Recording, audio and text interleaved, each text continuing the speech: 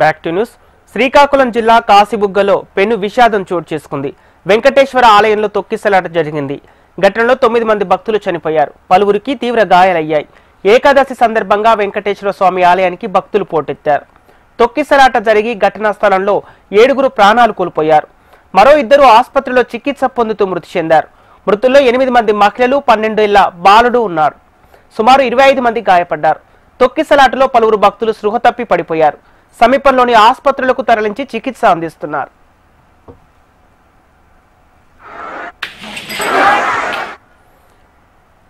ఇక మరణించిన వారిలో టెక్కలి మండలం రామేశ్వరంకు చెందిన చిన్నిమ్మ, పట్టిసారి గ్రామానికి చెందిన రాపాక విజయ, వజ్రపు కొత్తూరు మండలానికి చెందిన నీలమ్మ, మందసకు చెందిన రాజేశ్వరి, బృందావతి, ఇంకా నందిగా మండలానికి చెందిన యశోదమ్మ, సోంపేటకు చెందిన నిఖిల్, పలాసకు చెందిన అమ్ముడమ్మగా గుర్తించారు.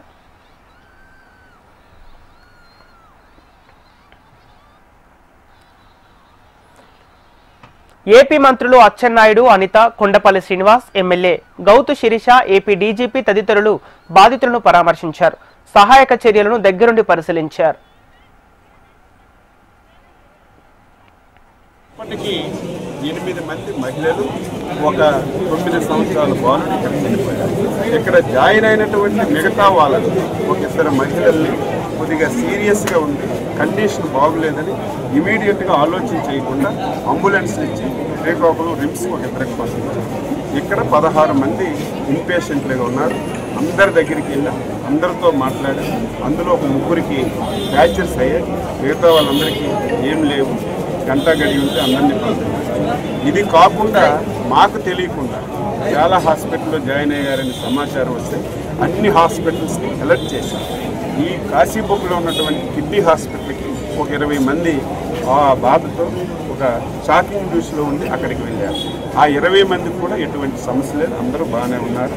కాబట్టి ఇప్పుడు వరకు ఈ సంఘటనలో 9 మంది చనిపోయారు, ఒక 2కి సీరియస్ ఉంది, మిగతా వాళ్ళందరూ స్టేబుల్గా ఉన్నారు. ఈ సంఘటన జరిగిన వెంటనే మాకు సమాచారం వస్తే నేను ఒక విలేజ్లో ఈరోజు ప్రజాసేవ కార్యక్రమం నుండి ఇమీడియట్గా వచ్చాను. ఈలోగే ముఖ్యమంత్రి గారు 4-5 సార్లు మాట్లాడారు, లోకేష్ బాబు మాట్లాడారు. ఇక్కడ ఎవ్వరికీ ఇబ్బంది లేకుండా వైద్య సదుపాయాలు అందిస్తున్నాం.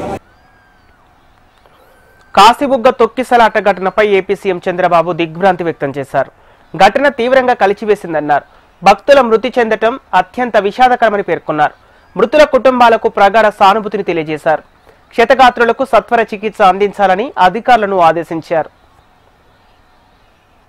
9 మంది తొక్కిడికి గురయ్యి చనిపోయే పరిస్థితికి వచ్చారు. 5 మందికి ఇంజరీస్ కూడా అయినాయి. ఇది చాలా బాధాకరం. నేను ప్రతి ఒక్క ప్రాణాన్ని కాపాడుకోవాలని అనేక ప్రయత్నాలు చేస్తూ ఉంటే కొంతమంది ప్రైవేటు వ్యక్తులు ఇలాంటి కార్యక్రమాలు చేయడం చాలా బాధాకరం. దీన్ని నేను చాలా తీవ్రంగా ఖండిస్తున్నా. రాష్ట్రంలో అందరికి కూడా విజ్ఞప్తి చేస్తున్నా, మన ప్రాణం చాలా ముఖ్యం. ప్రాణాలు కాపాడుకోవాలంటే మనం కూడా ఒక బాధ్యతగా ఉంటే తప్ప ఓసారి వెళ్ళిపోవడం, ఎక్కువ మనుషులందరూ సమీకరణ కావడం, అక్కడ స్టాంపేడ్ జరగడం, ఇలాంటి దుర్ఘటనలు జరిగేదానికి దోహదం చేసే పరిస్థితి వస్తూ ఉంది. ఏదేమైనా మనం గుర్తుపెట్టుకోవాల్సింది, అమాయకులు చనిపోయారు. నేను చాలా బాధపడుతున్నా. అందుకని ఈ దుర్ఘటన పట్ల చాలా సీరియస్గా తీసుకుంటూ ఎవరైతే దానికి కారకులో వాళ్ళందరినీ కూడా ఇమ్మీడియట్గా కస్టడీలో తీసుకొని పూర్తి విచారణ చేసి తర్వాత ఏం చేయాలో తదుపరి చర్యలు చేపడతాం.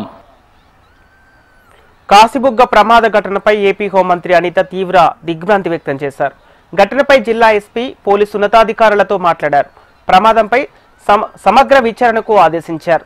సహాయక చర్యలు వేగవంతం చేయాలని ఆదేశించారు.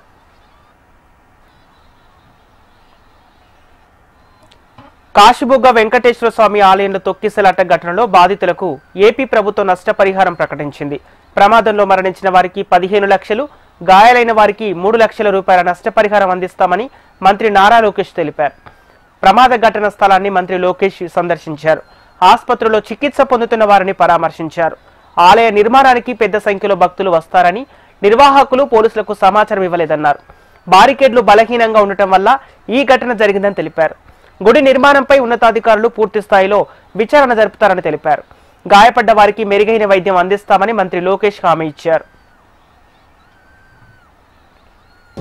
గౌరవ ముఖ్యమంత్రి గారి ఆదేశాల మేరకు చనిపోయిన ప్రతి కుటుంబానికి 15 లక్షల రూపాయలు ప్రభుత్వం తరపున ఆర్థిక సహాయం అందిస్తాం జరుగుతుంది.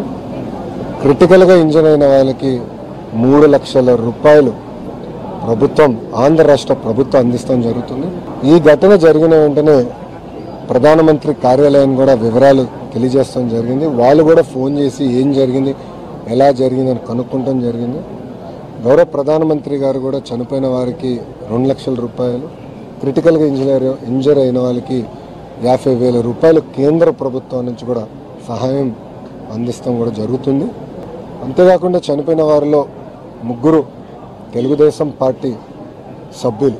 సో మాకు కూడా ప్రమాద బీమా కార్యక్రమం ఉంది కనుక ఆ ప్రోగ్రాం ద్వారా ఆ కుటుంబానికి అదనంగా పార్టీ నుంచి 5 లక్షల రూపాయలు ఆ కుటుంబం కూడా అందిస్తాం జరుగుతుంది. గౌరవ ముఖ్యమంత్రి గారు ఇది తెలుసుకున్న వెంటనే నాతో మరియు డిజాస్టర్ మేనేజ్మెంట్ మార్చులు అనిత గారితో కూడా మాట్లాడటం జరిగింది. ఇమ్మీడియట్గా రాష్ట్ర వ్యాప్తంగా ఉన్న కలెక్టర్లకి, ఎస్పీలందరికీ కూడా రాష్ట్రంలో ఉన్న అన్ని గుడులకి వాళ్ళ డేట్స్ ఏంటి, వాళ్ళ ప్రోగ్రామ్స్ ఏంటి, గతంలో భక్తులు ఎంతమంది వచ్చారు, రాబోయే రోజులు ఎంతమంది వస్తారు, ముందల నుంచే మొత్తం వివరాలు సేకరించి సీసీటీవీ కెమెరాలన్నీ కూడా ఏర్పాటు చేసి క్రౌడ్ మానిటరింగ్ కూడా టెక్నాలజీ వాడి చేయమని ఆయన ఆదేశాలు కూడా జారీ చేస్తాం జరిగింది. అంతేకాకుండా ఇలాంటి ఘటన, ఎందుకంటే ఎండోమెంట్ కింద ఉన్న గుడులకి ఒక వ్యవస్థ ఉంటుంది, ఒక మానిటరింగ్ మెకానిజం ఉంటాయి. ప్రైవేట్ గుడులు అంటే ప్రైవేట్ వ్యక్తులు గుడులు కట్టినప్పుడు దానికి తీసుకోవాల్సిన జాగ్రత్తలు ఏంటి, గుడి కట్టేటప్పుడు ఎస్ఓపీస్ ఏమేమి పాటించాలి, దానిపైన కూడా చాలా సీరియస్గా రూపొందించి అది కూడా అనౌన్స్ చేయమని గౌరవ ముఖ్యమంత్రి గారు మంత్రివర్గాన్ని కూడా ఆదేశాలు జారీ చేశారు.